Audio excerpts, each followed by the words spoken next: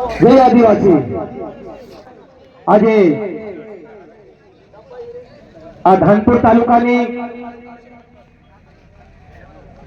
પૂર્વમાં એમપી ની બોર્ડર હોય, પશ્ચિમે દેવગઢ બારિયાના જંગલો હોય, ઉત્તરે ધાબુ કાંટુનો મોટો ટેકરો હોય અને દક્ષિણમાં રતનમહાલના જંગલો હોય, એની પડખે આવેલું આ ધાનપુર તાલુકો અને આ ધાનપુર તાલુકાની પવિત્ર ધરતી પર આજે 150મી બિરસા મુંડા ભગવાનની જન્મ જયંતિ નિમિત્તે સૌ ઉપસ્થિત થયા ત્યારે આ ધાનપુર તાલુકા આદિ જોહાર સ્વાગત કરું છું। આપણા જીવનની અંદર ખરેખર આદિવાસી શું છે, મૂળમાં શું હતું અને ક્યાં જઈ રહ્યો છે।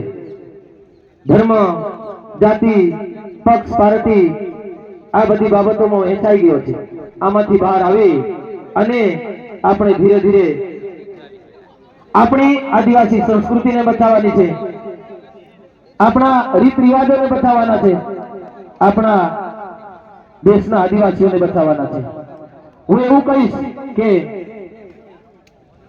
આપણે રહીએ ના રહીએ કોઈ વાંધો નહીં, પરંતુ हमारी संस्कृति, हमारू बंधारण, हमारू संविधान ये रहू જોઈએ।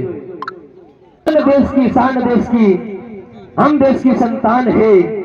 तीर कमान पालियों और पागड़ी हम आदिवासियों की पहचान है, हम आदिवासियों की पहचान है। जहाजों को डुबा दे उसे तूफान कहते हैं, तूफानों से टक्कर ले उसे इस देश के मूल मालिक कहते हैं, इस देश के मूल मालिक कहते हैं। शेर तो शेर कहवाय एना जोड़े बाथो भिड़ायना, जंगल ना राजा कहवाय एनो कदी नाम लेवायना।